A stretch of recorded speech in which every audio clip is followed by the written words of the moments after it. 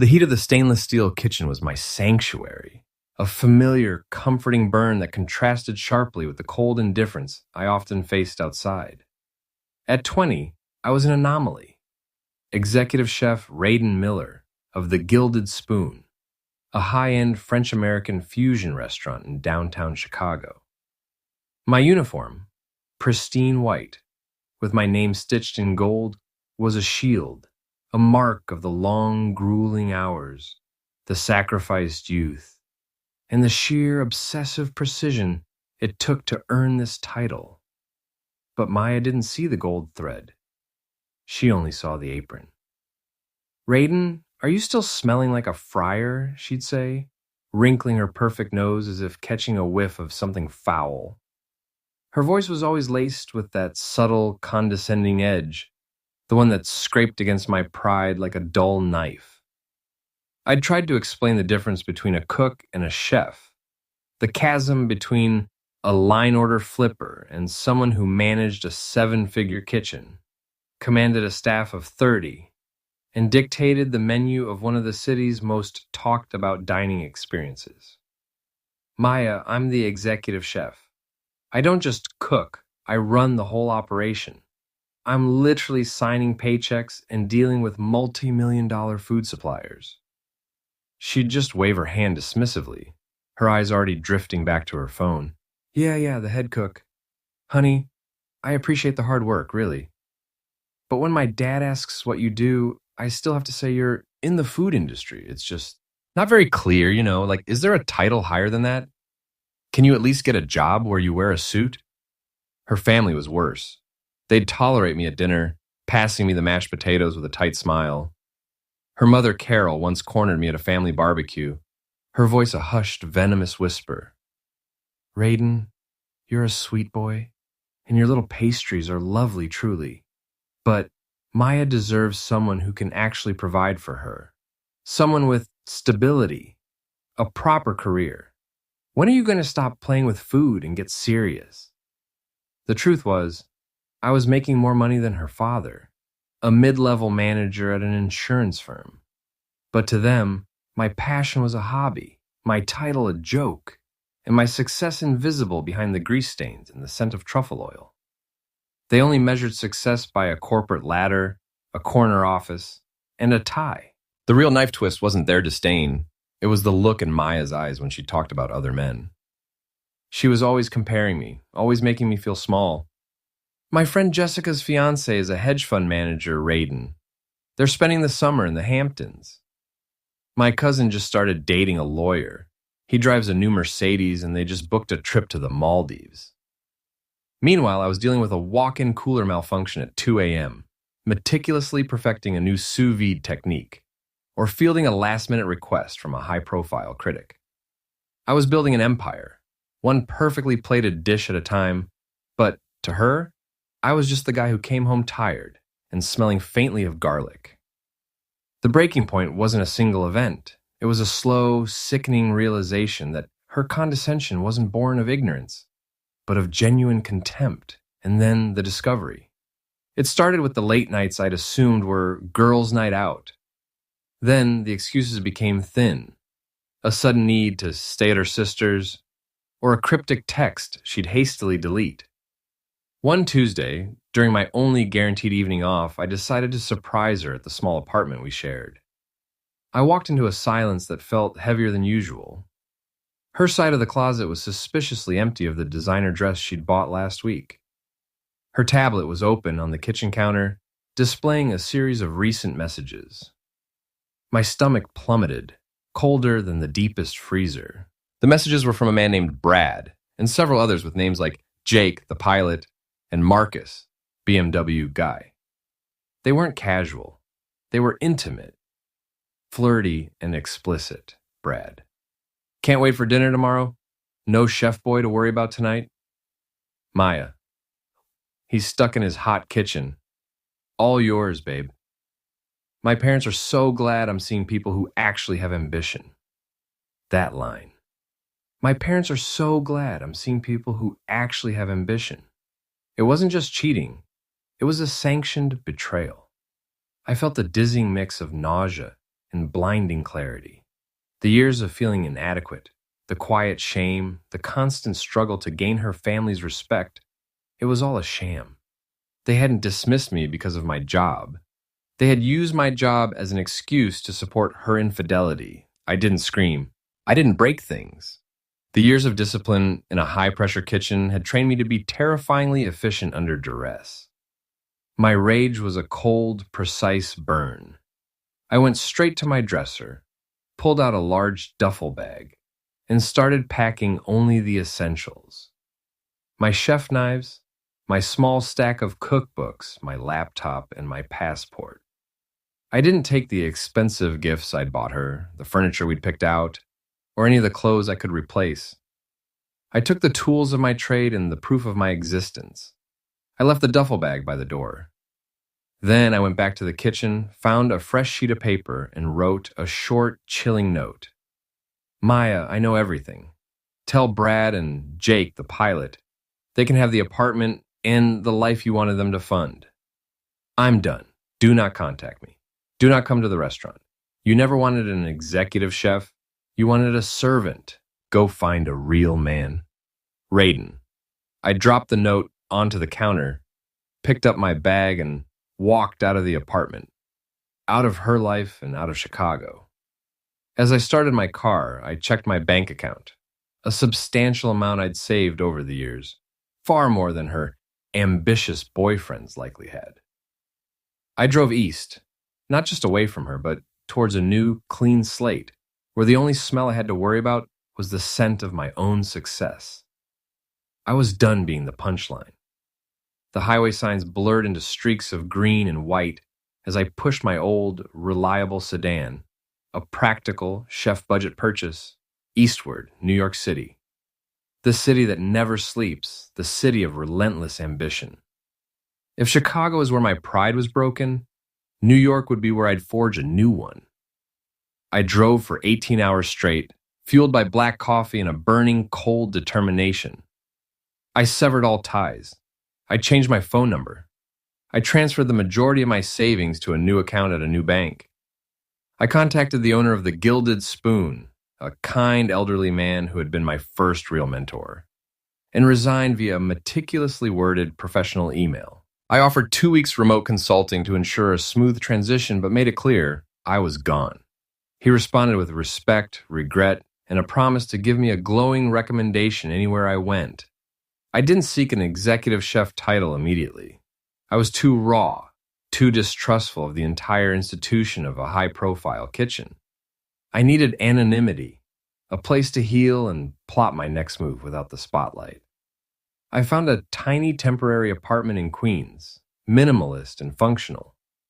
The first week was spent in silence, just me and the echo of my rage, detoxing from the constant, demanding noise of both a high-end kitchen and a toxic relationship. Then, I did what I did best. I started cooking. Not for critics, not for customers, but for myself. The kitchen was small, the equipment basic, but the act of precise creation was therapy. I experimented combining the French techniques of my training with the Indonesian flavors of my heritage, a culinary conversation I'd been too busy to have. The rich, fiery depth of sambal layered into a delicate beurre blanc, a traditional rendang technique applied to Wagyu beef. My plan was simple: open a pop-up, test the market, and fund the next big move with my own hands. I found a small, unused corner space in a trendy industrial section of Brooklyn. It was run down, but the location had foot traffic and, crucially, a landlord desperate for someone to pay rent. I called my pop-up Boomy, meaning earth or land, a tribute to the roots I was rediscovering. The first month was brutal. I worked 18-hour days acting as chef, cleaner, server, and accountant.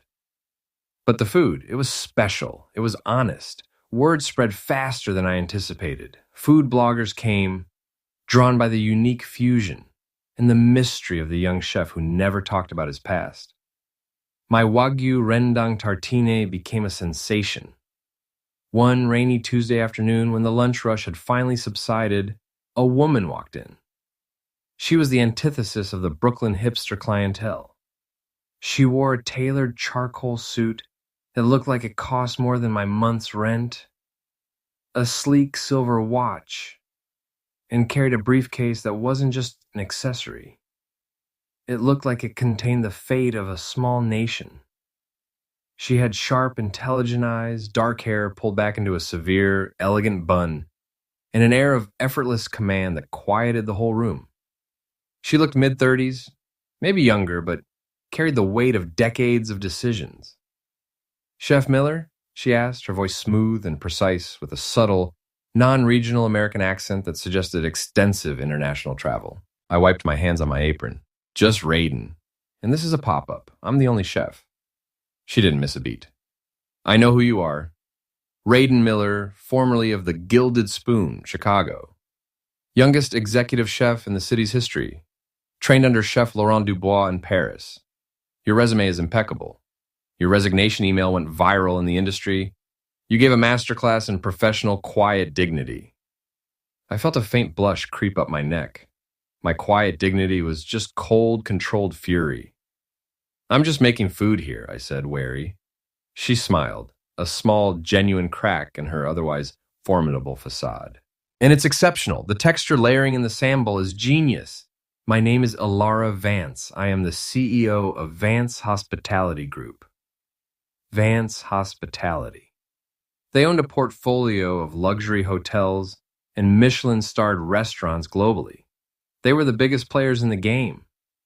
"I'm flattered, Ms. Vance, but I'm not looking for a job." "I know," she said, pulling a chair out and sitting down, not waiting for an invitation.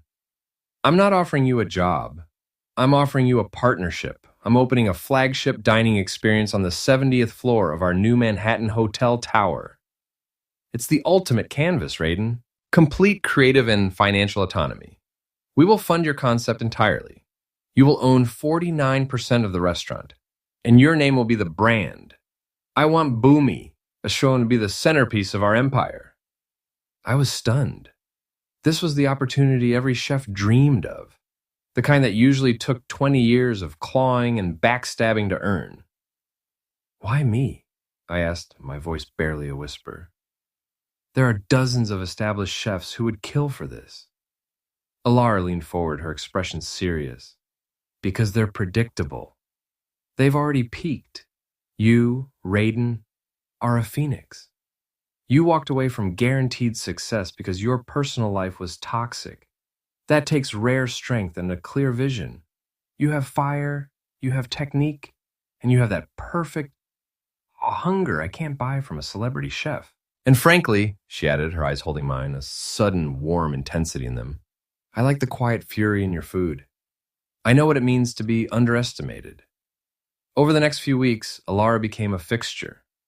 She wasn't just a business partner. She was a brilliant, challenging presence.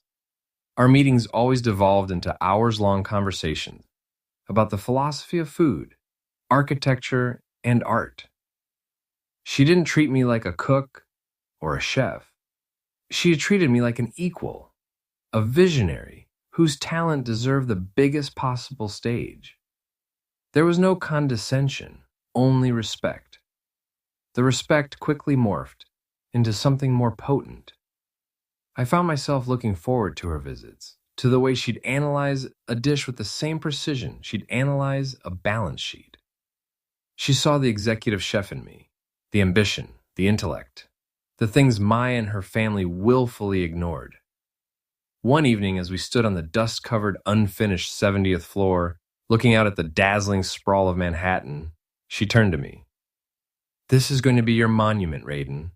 No one will ever look down on you again."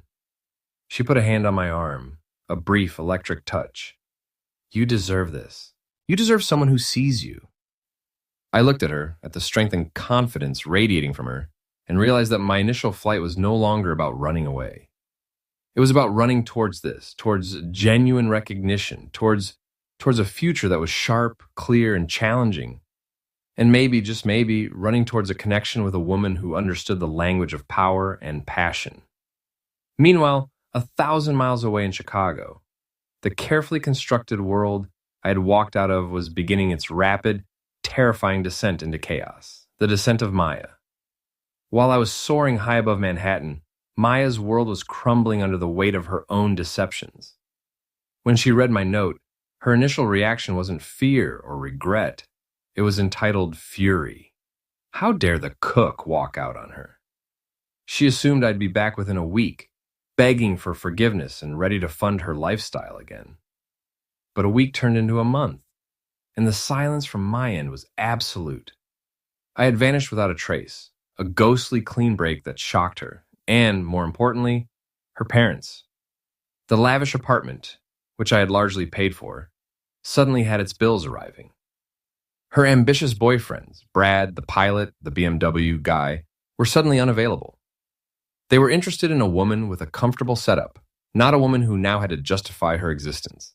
The ultimate blow came 3 months after I left. Maya discovered she was pregnant. The father was unclear, a drunken blur from one of her many nights out. The pregnancy destroyed her social standing and her parents' already fragile facade of respectability. Her mother, Carol, who had championed Maya's affairs, now turned on her with vicious cruelty. "You ruined everything. You drove away the one decent man who was actually stable, no matter how much we hated his job." The family was plunged into debt, scrambling to cover the lifestyle I had subsidized. They tried to find me, hiring a cheap private investigator. They discovered I had resigned from the Gilded Spoon and moved to New York. But that was where the trail went cold. They knew nothing of Boomy or Vance hospitality. They couldn't penetrate the fortified walls of my new life. Maya's life became a desperate, fruitless search, fueled by panic and the growing demands of her pregnancy. She and her mother were forced to move into a cramped, dilapidated apartment.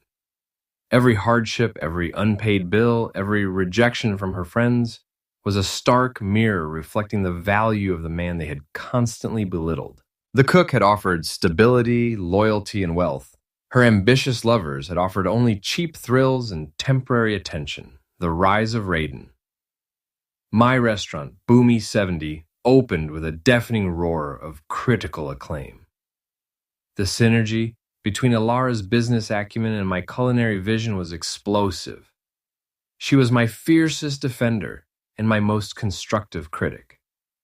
She navigated the treacherous waters of the Manhattan elite, and I channeled all my past pain and current ambition into the most innovative and honest food I'd ever created. Within 6 months, we were fully booked, reservations requiring a 2-month wait. I was on the cover of Food and Wine, my face framed by the dazzling skyline, the article calling me a culinary wunderkind who redefined fusion with an unflinching personal narrative. The photo didn't feature a soiled apron. It featured a tailored black chef coat and the satisfied, confident gaze of a man who had earned his worth. Alara and I were inseparable, professionally and personally. She never questioned my focus. She admired it. There was no pretense, no condescension. She understood the language of sacrifice, the grind it took to stay at the top. Our bond was forged in ambition and mutual respect. One crisp October night, after a triumphant service, Alara and I shared a bottle of champagne in my private office overlooking the lights. "They're calling you the best new chef in America, Raiden," she said, raising her glass. "And it's only been 6 months." I clinked my glass against hers. "It wouldn't have happened without you, Alara. You gave me the platform, and more importantly, the faith." She set her glass down, her gaze intense. "I didn't give you anything you didn't already possess. I just cleared the noise. I see you, Raiden Miller, all of you." It was a quiet, powerful declaration, and it finally shattered the emotional walls I had built since leaving Chicago. I leaned in, and the kiss was profound. Not the desperate, possessive kind I was used to, but a kiss of equals, of partners who saw a limitless future together. The final confrontation, a 1.5 years after I vanished. Alara and I were hosting a massive, high-profile charity gala at the restaurant. Every major player in the city was there. As I was giving a short, humble speech about the meaning of Boomy, a commotion erupted near the entrance. The security detail was struggling to manage a visibly distraught woman being let out. My blood turned to ice. It was Maya. She was unrecognizable. Her fashionable clothes were replaced by cheap, ill-fitting attire. She was thinner, exhausted, and holding a small, crying infant, wrapped in a threadbare blanket. Her eyes, once sharp with judgment, were now wide with desperation. She had spent every penny on a final Hail Mary trip to New York after finding an old business card for the hotel. She broke free from security and rushed toward me, shouting over the sudden, stunned silence of the room. Raiden, wait! Look! I'm sorry. You have to help us. It's your son. Look, I need money, Raiden. We're starving. My family lost everything. The lie was desperate, calculated to leverage my past empathy. But my heart remained a stone. Alara stepped smoothly, quietly, and firmly, placing herself between Maya and me. She wasn't shouting. Her voice was dangerously calm, carrying easily through the cavernous room. Security, please remove this woman, Alara commanded. She turned to Maya, her eyes like chips of glacial ice. Chef Miller has no son with you, and he has no obligation to you or your family. You alienated him. You insulted his success, and you cheated on him while he was building a respectable life for you both. She glanced at the baby, pity briefly crossing her features. That is your burden, not his. He's happy now. He's successful now. You chose your path, and this is the consequence. Maya collapsed, sobbing, realizing the sheer impenetrable wall of my success and Alara's devotion. Her pleas for help were met with the silent, collective judgment of the city's most powerful people. I watched her being escorted out. There was no triumph, only a quiet, final ache. The ghost of the man I used to be, the one who craved her approval, was finally, truly dead. I turned back to the room where Alara's hand rested on my arm, a silent anchor. Go finish your speech, she said gently, her eyes shining with pride. The kitchen is waiting for you, chef. I smiled, a genuine, deep smile that reached my eyes. I was no longer the cook, the servant, or the underappreciated boyfriend. I was Raiden Miller, the man who had traded a toxic past for a brilliant future, standing on his own monument, respected, loved, and finally home.